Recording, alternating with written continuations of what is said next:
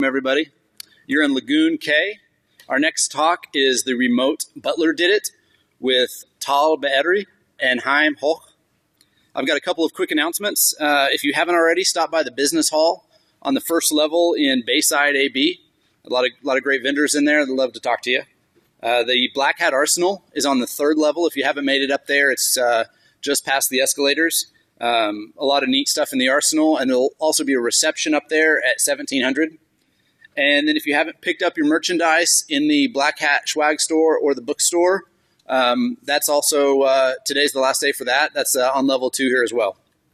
If you haven't put your phone on silent yet, please do that so you don't interrupt the presentation.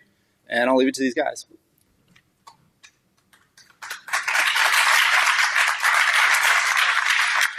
So thank you for the introduction.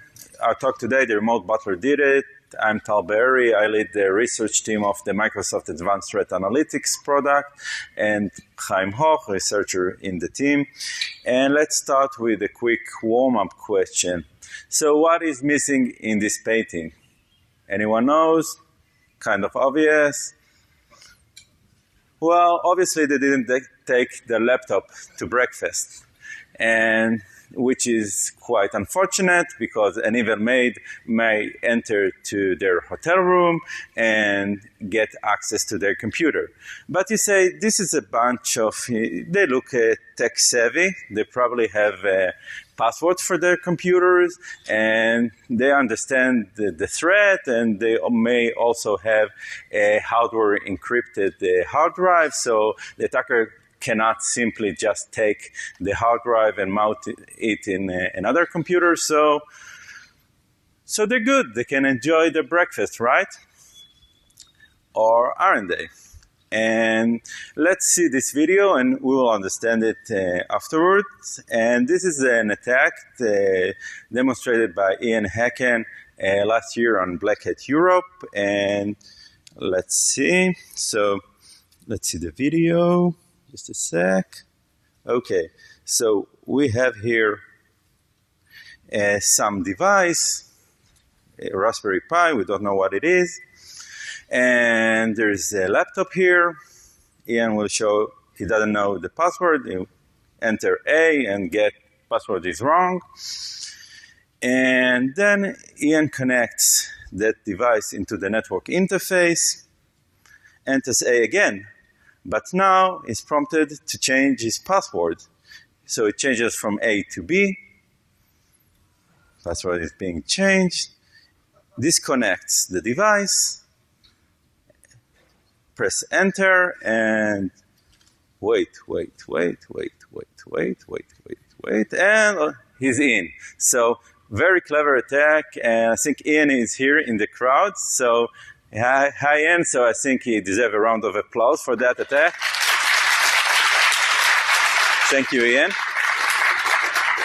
And so what are we going to talk today? Chaim will start by analyzing the evil maid attack and telling you all the technical details behind it. Also, there are some general lessons here about the logon mechanics in Windows.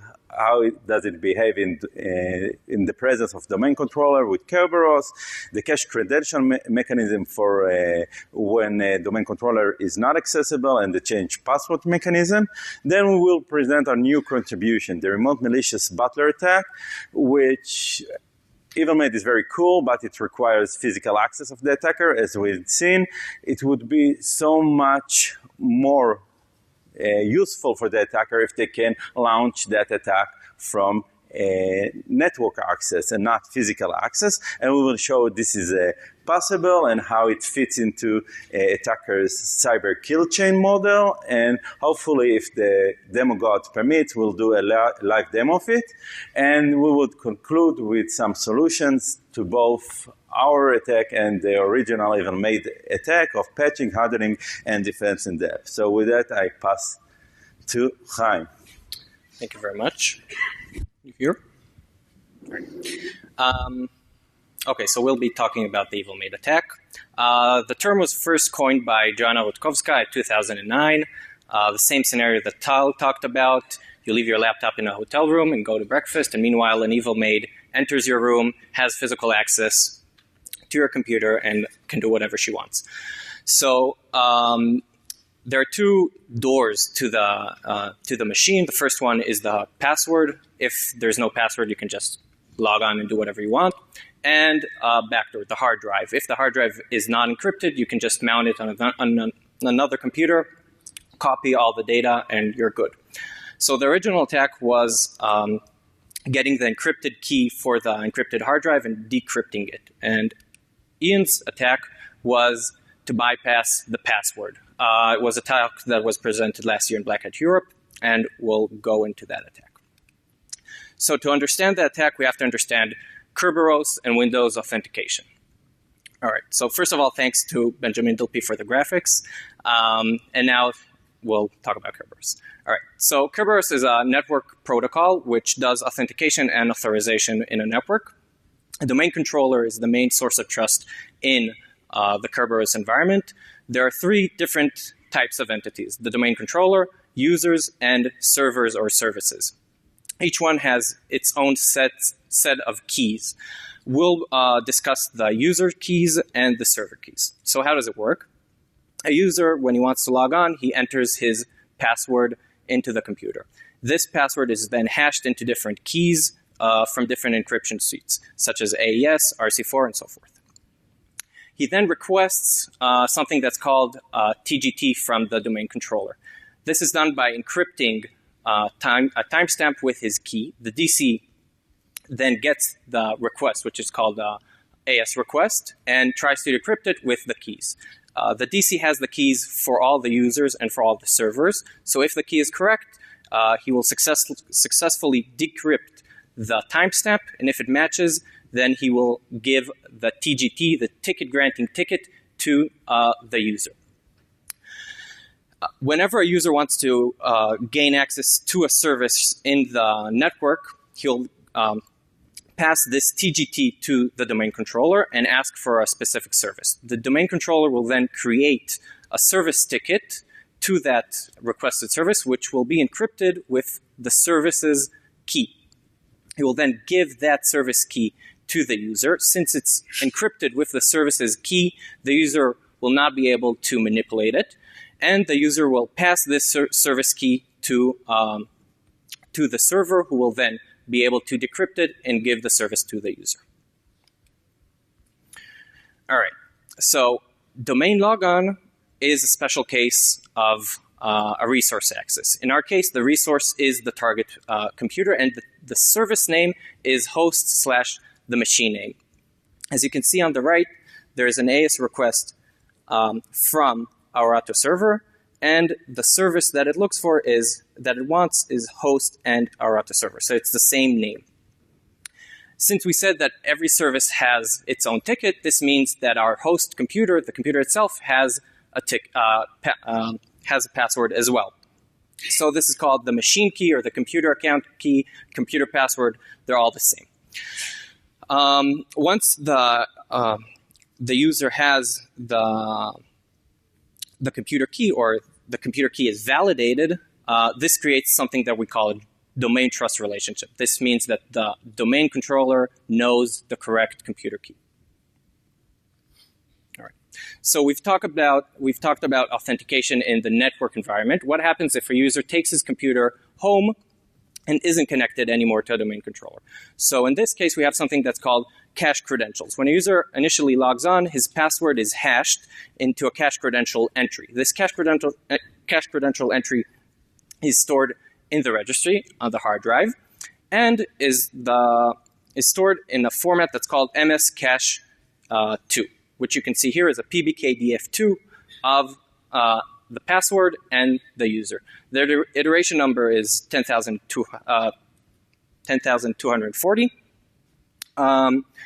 And this is stored in the registry. Now, this is hard to crack, also because of the number of iterations and the salt of the user, and it isn't reusable. You can't steal these cache credentials, transfer them to another computer, and use them. So whenever a user logs on, and he's not in a domain environment, the cache credential is calculated and is checked against what is stored in the registry. If they are matched, then the user gains access to the computer. The last thing that we'll need to know about is what happens when a password is expired. So if a user is connected to a domain controller and he tries to gain access to the machine by asking for an AS request, if the password has been expired, the domain controller will then reply with a Kerberos error of Kerb 5KDC error key expired. You can see it right here on the right. And will then prompt the change password process. The user will enter the old password, which will then be used to transfer the new password to the domain controller. Once the new password has gone to the domain controller, he will update his keys and will let the user log on. In this process, the new password will be updated in the cache credentials entry, which we saw last slide. Something interesting to note about this procedure, and it's actually crucial for our attack, is that this process does not require the computer account key. It only requires the user key. All right, so we've learned about network authentication and local authentication. So what an attacker might do. He can take set up his own DC, a rogue DC, with the same domain name. This domain can be easily found by looking at the UI of the computer. On the DC, he'll create a new user account, whatever account he wants, and set attacker chosen password. He'll then physically connect the computer, the rogue DC to the computer, and the attacker will then log in using the rogue password. But this doesn't work. This doesn't work because there isn't a trust relationship between the new rogue DC and the victim machine. Recall that accessing a host is actually accessing a service in Kerberos. In our case, the target machine. Since the rogue DC does not have the computer account key, the ticket cannot be validated, and that's the reason that this naive attack does not work. So Ian's attack is sort of a revision of this attack. What he did was set up a new rogue DC. The password is chosen by the attacker, but the user is the same user as the user that is currently logged on. The password for this user is then marked as expired. The attacker will then connect the DC to the rogue DC to the target machine and enter his chosen password. Since the password is marked as expired on the DC, this will prompt a password change, which will then lead to the cache credentials being poisoned with the new password. The attacker will then disconnect the DC, and now he'll enter his new attacker-chosen password, which will then be calculated to a cache credential entry, checked against the cache credential entry that was poisoned, and he'll gain access to the computer. Wait. This isn't. All right, so now let's look at the video again, now that we know what's going on.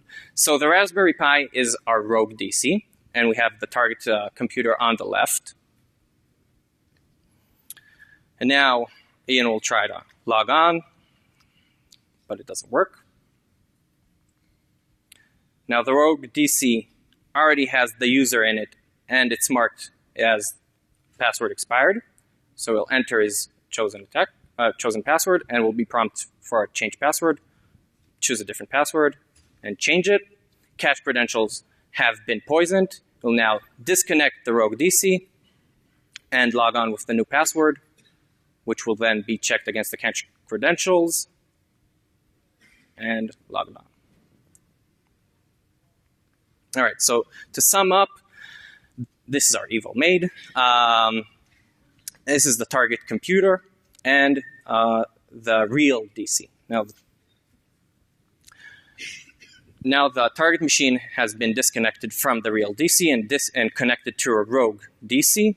The attacker changes the password on the computer and gains control of the computer.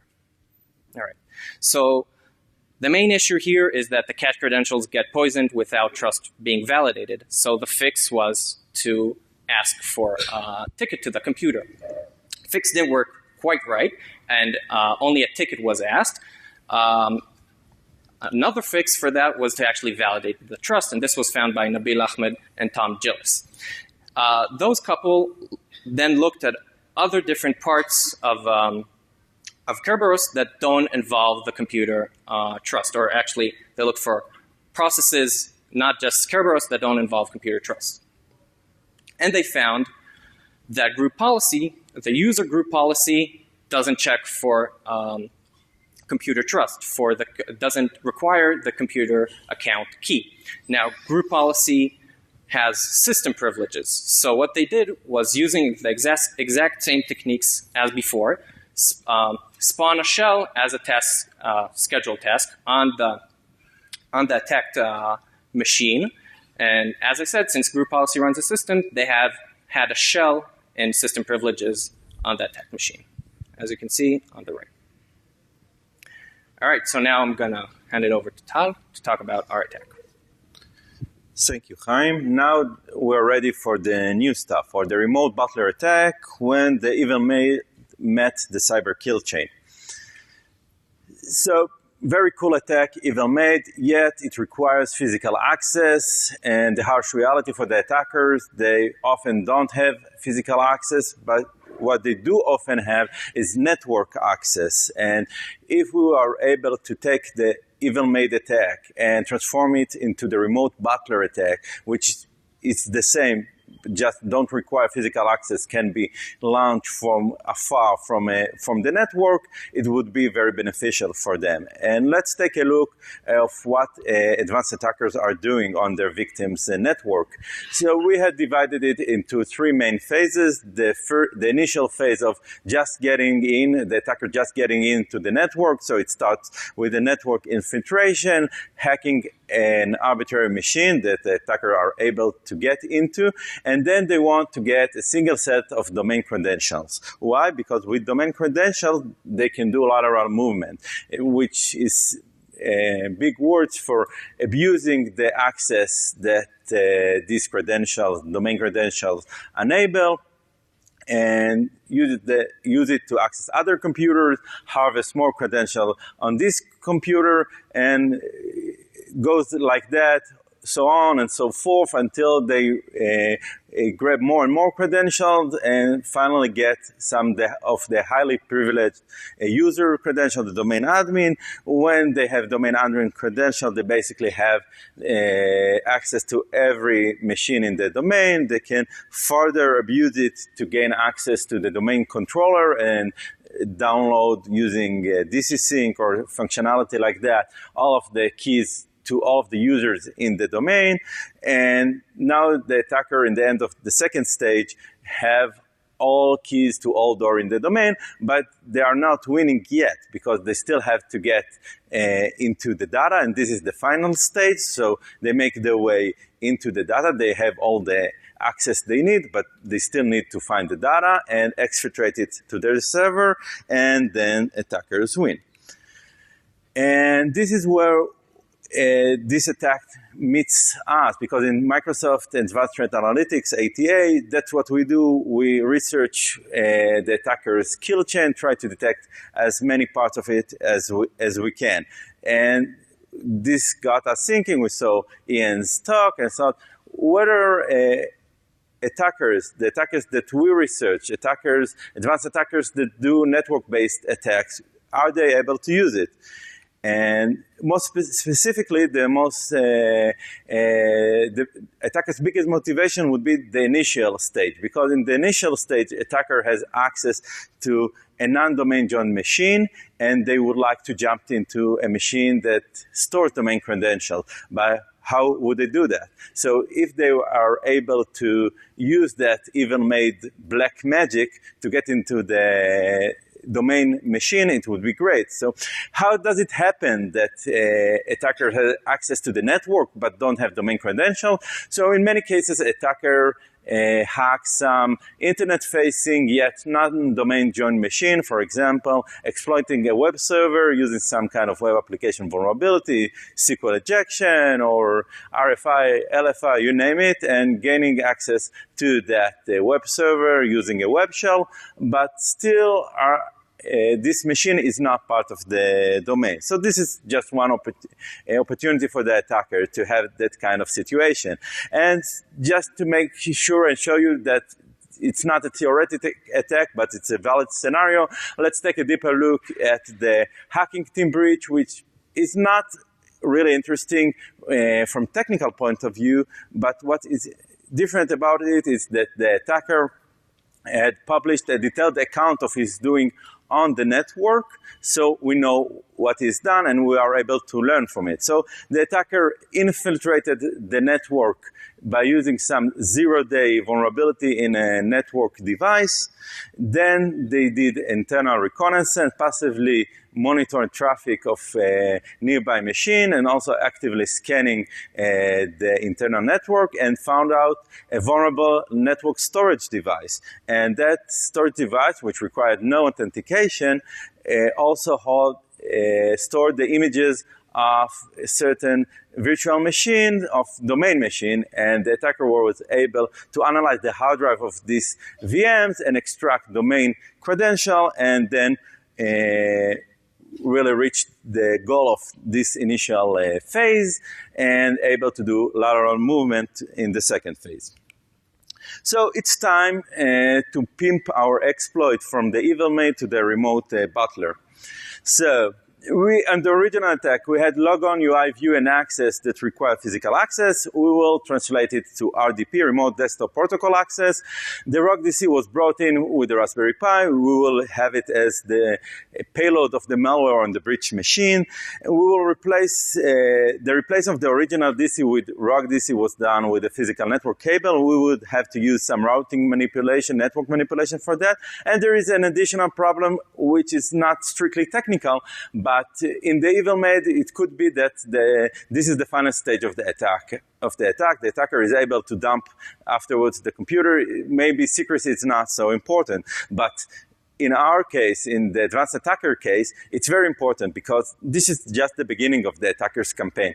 Even if this attack is successful by itself, yet leads to discovery of the campaign, the attacker lose because it's very initial stage. They didn't get the data they wanted and they got discovered. So it's very important for advanced attacker to remain stealthy with this attack, and we'll discuss it. So let's get to the details. Attackers start by breaching a non-domain joined machine on the internal network, just as it happened in the hacking team case.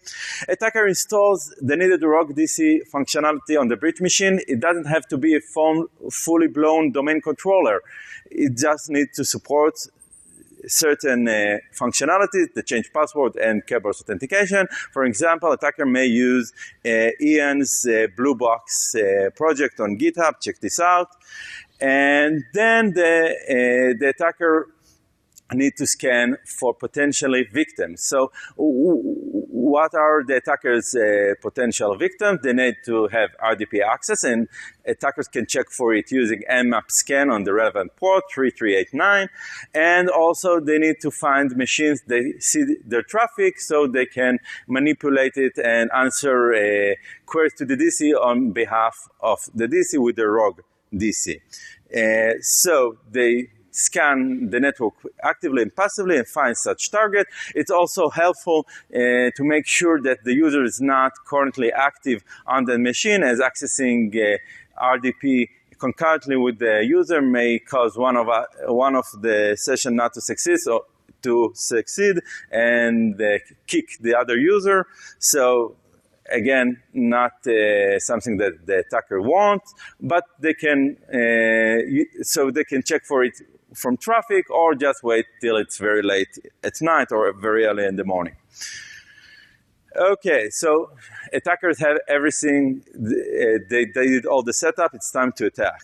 attackers hijack the victim machine, traffic to the DC. This can be done. We've done it with our poisoning, our spoofing, which is Hackers 101, but there might be a lot of other ways to do it, using DNS poisoning, LLMNR, NBNS, or just answering before the original DC with no man in the middle, just men on the side. And if someone wants to explore it and tell me the results, I'll be happy to hear.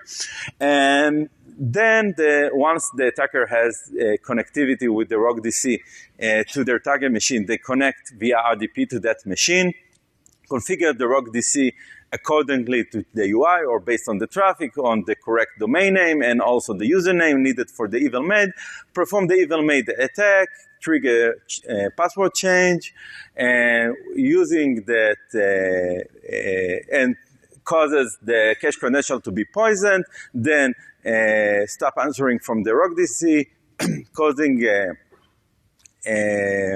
a local cache credential logon with the attacker control password. The attacker gets in, takes over.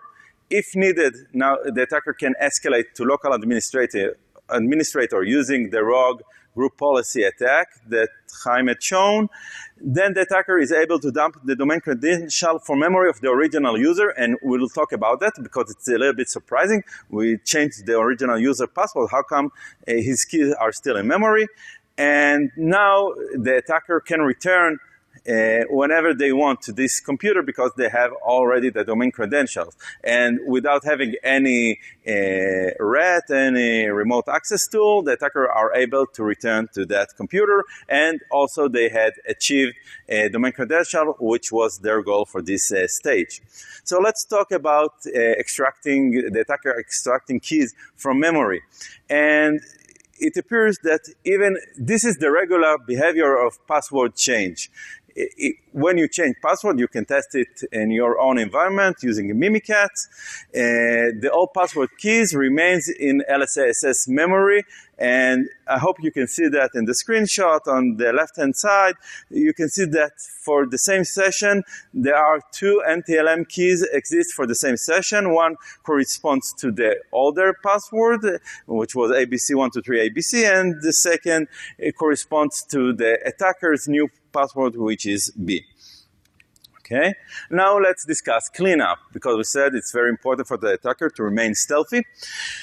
So for most cases, attackers don't have to do anything. They just reroute back the target computer into the original DC. And as we said, it happened very late at night. In the morning when the user comes in, the user doesn't know that something had happened, so they would input their normal password.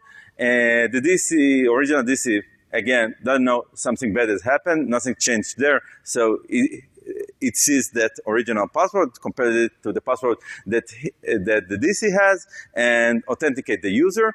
And when so the authentication is successful, and the cache credential gets updated because the cache credential says, oh, this is a hash that is different than what I have in my cache credential store. So it updates the cache credential store, and everything goes back to normal.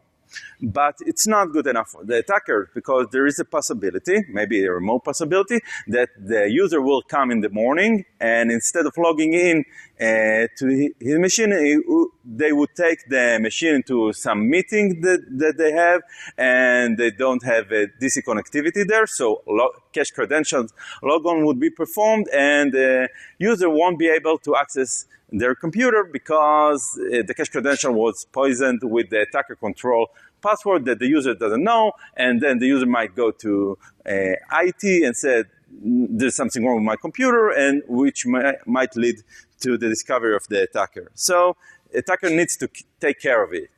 And to take care of it, let's recall that cache credential, the only secret ingredient in the cache credential hash is the MD4 of the password. And let's recall that MD4 of the password is actually anti-hash. Wait a minute, anti-hash, we just extracted it from memory. The attacker just extracted it. So attackers have all the ingredients most importantly, the MD4 hash, which is the NTLM hash, but also the username, of course, which is not a secret. And they also don't need to code because this functionality is already present in the Mimikatz tool. So just input the NTLM hash and the username, and Mimikatz will take care of it and update the cache credential store for the attacker. So I think this is a good time to see that live. So Chaim, the stage is yours. All right, thank you. Don't need this. All right, so let's do a demo. All right, so our scenario is that we have a victim machine, in our case, this VLab Win10, and it has a real DC, and we'll set up a rogue DC and an attacker. Our attacker will be a Kali Linux machine. Now, I just want to log in here and make sure that everything works. So this is the original password, ABC123ABC, and he logs on, all right? So he locks the computer and goes home, for example. All right. So in our case, where's our machine? All right. So I hope you can see. This is the attacker. So the attacker will first scan for all RDP ports on the network. And he found one machine, this machine with an open RDP port, and he can remote desktop to it to see the username and the domain name. So in this situation, he has everything that he needs in order to set up a rogue DC. He needs the domain name, and he needs the username to set up the user. So for this demonstration, we'll do the routing manipulation by enabling and disabling adapters because it demonstrates better what's going on. So this is our DC, and we'll perform the routing manipulation. We'll just disable this adapter and enable it on our rogue DC. So now all traffic is routed to the rogue DC. In our case, this DC is just a regular domain controller, but it can be something smaller. All right, so we'll create a new user. It's user 2 and user 2. And the password will be A, and must change password at next logon. All right. Now going back to our attacker. So we'll connect to the user with our password. And we're prompted to change the password. So we'll change it to B. And the password has been changed. And at this stage, we want to simulate the disconnection of the DC, or the stopping of all traffic. So we'll just disable the adapter, not this one, on the rogue DC, and perform the password change. Where is it? Okay. Now, this takes a while because the machine will try and connect to a DC. It will time out. It will try again. It will time out. This might take a while. It's important to note that this vulnerability has been patched in the end of 2015. But up until the patch, it worked on all versions of Windows. Maybe it's a good time to take some questions if there are. While we're waiting, it will take a minute, but we try to keep it real and do a real demo. Live. So, if there are, yeah. Can you explain, so MS16072 that just came out changed the way the policy processing happened, and changed the context in which user processing ran, and it seems related to this. Can you explain how it's related to this? In other words, why they changed the context? Yeah, so... meanwhile, we managed to log on. You want to answer the question? Let's take the question. So it really changed. Well, the root cause of all this problem is that the domain trust is not validated. it's not validated that the computer does not mutually authenticate that this is a real DC talking to it. And by changing the way that group policy is now done from the computer context and not from the user context, it requires the trust to be validated. So now the trust is validated, and this attack no longer works. So great question. So let's proceed. All right, so now the attacker have gained control on the machine. Now, just to demonstrate that the the original password doesn't work, I'm going to log off and try and log on with the original password. All right, so I'm going to log off and log on again.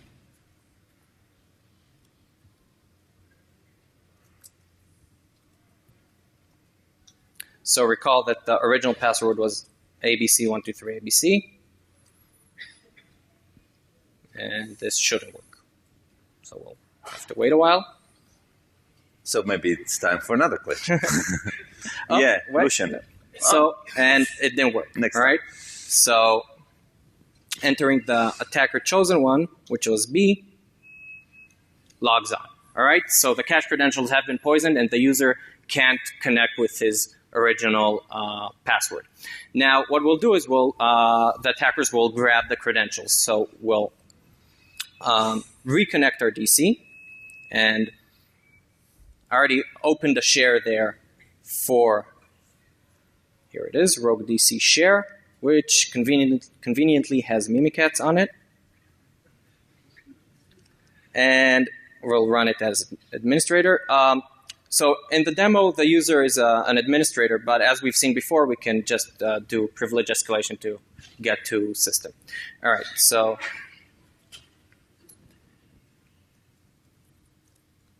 so now we'll grab the hashes.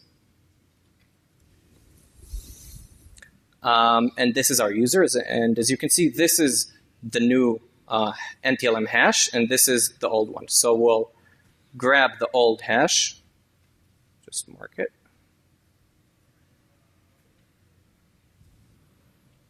All right. And now we'll replace the cache credentials. We'll do the cleanup. So in order to do that, we have to have system privileges. All right. And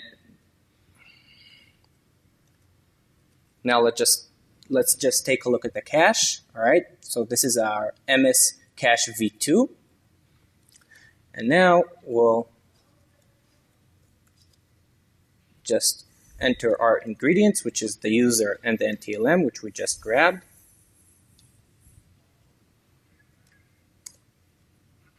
And the cache has been replaced.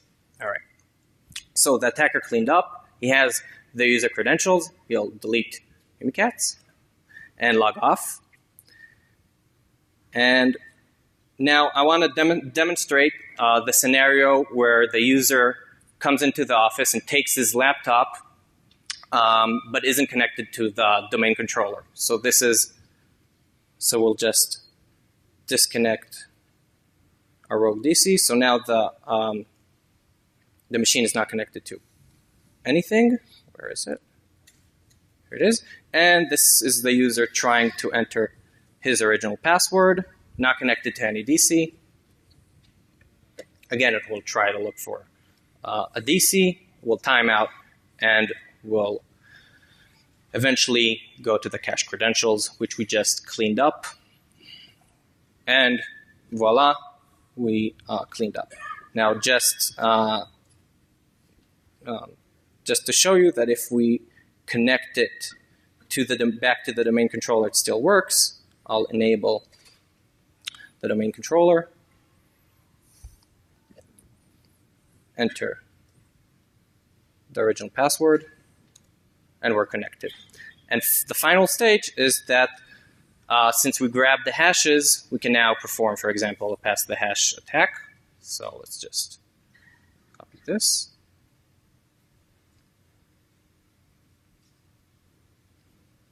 And let's do who am I, user true running on VLab 1, and the attacker can do whatever he wants from here on. All right. Well, it's exciting for me to see it every time. And thank you, Chaim.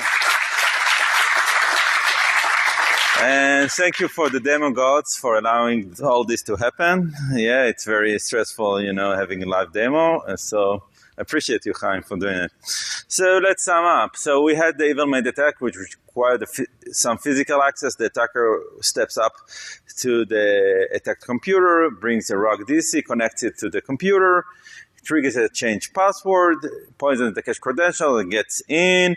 In the evil remote butler, the attacker penetrates the network, installs ROG DC on the breach machine, manipulates traffic so DC traffic comes to its machine, and then triggers change password, poison the cache credential, gets in, extract NTLM hashes, restores everything to be normal.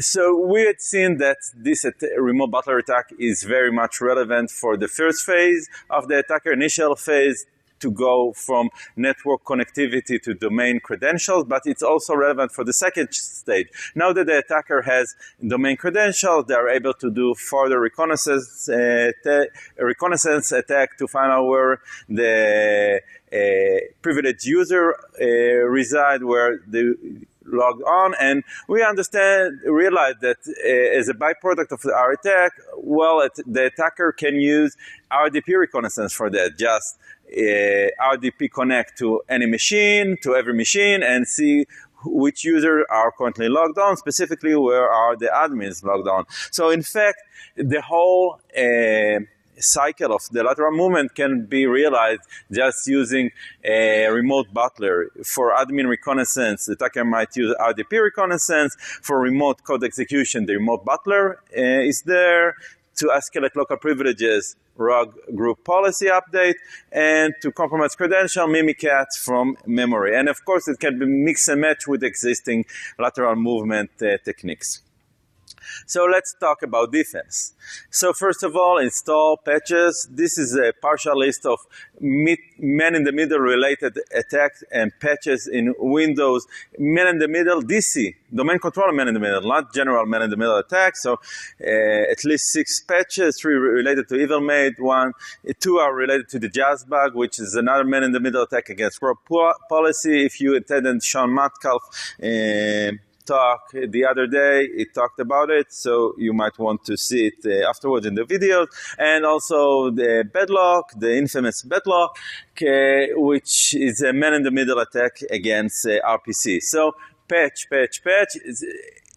especially if you thought that maybe you thought evil-made is not so important to patch because it required physical access. No, it can be done also from remote access. So if you haven't patched that, if you deprioritized it, go back home and patch.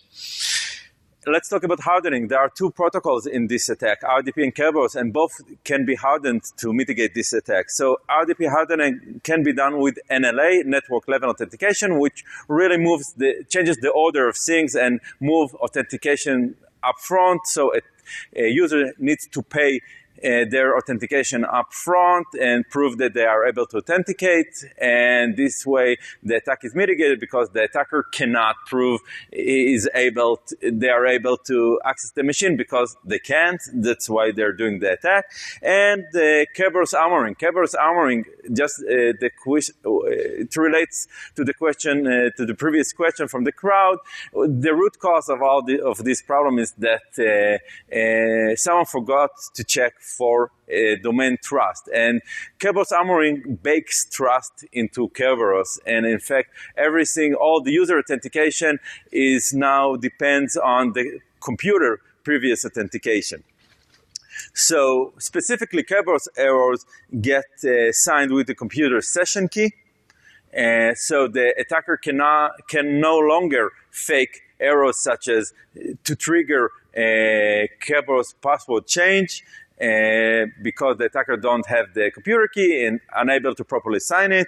And even if they were able to sign it, they would fail in the next phase because the Kerberos authentication to change the password would fail because it depends on knowing the computer key too. So if you can, please apply Kerberos armoring, and you can see in the screenshot on the bottom, there is highlighted the encrypted part in the Kerberos error under Kerberos armoring. And this is a feature that's available since Windows 8 Server 2012, and also backward compatible, so you can also work with it with Windows 7, and it doesn't break Windows 7, or at least allegedly. And finally, defense in depth. So this is kind of more philosophical advice, because you might say, okay, this is for the specific attack. You have all kind of patches and hardening. How I'm going to defend against all that in advance when I'm not aware of such attack?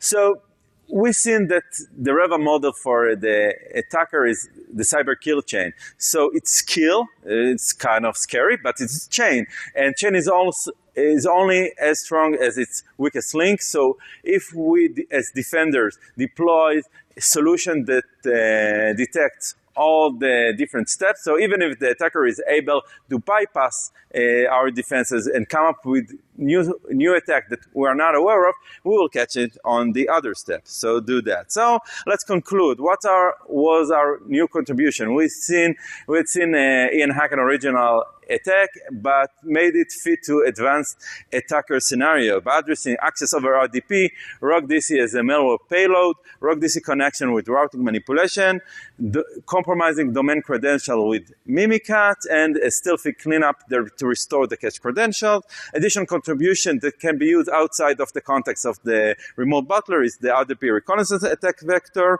and the defense of applying Kerberos armoring, which defeat also the original RogueDC even made attack. Takeaways. So local even made is very cool, but remote Butler is also cool, but very practical. RogueDC, as we've seen, there are many patches for that, are vast and relevant, so you should be afraid of it. And solutions are patching, hardening, defense in depth. And final slide, some thank yous to Ian Hacken for the inspiration and contribution to this work, Benjamin DP, Mimikatz author from Mimikatz, and also for a useful comment, and Tom Gillis, one of the researcher mentioned here, for he did a review on our talk too. To Microsoft ATA researchers that are not here today, Itai Grady and Tamar, which contributed to this research, and finally to our designer, talented designer Damor, with the nice infographics. So with that, questions? Yeah, please. If the PC had BitLocker, this would foil your attack, right? Well, no, because even though the question was, would BitLocker help? And BitLocker does not help, and this was in fact the motivation for Ian's original attack to bypass BitLockers, because you are able to log on. You're not taking the computer out of taking the hard drive outside of the computer and mounting it in another place. What would work is the boot. If the machine has a BitLocker password on before, Ian Hacken attack wouldn't work. But our attack would work because in most cases, computer remains online. Let's say this is a server and remains online. So it has only Windows log on to it and not a BitLocker log on to it. We are not restarting, we are not powering up and down the computer, so we won't be prompted for a BitLocker. So it doesn't help to our attack. Any more questions? Yes, please. Just a comment based on that, BitLocker may not provide that security, but other full-disk encryption solutions like checkpoints and endpoints, they will replace the Microsoft genome with their own genome. That will block the attack as well. So there's another comment, maybe refer to him to say the other mitigations. Any more questions? So thank you all for coming here today. We appreciate your time. Thank you.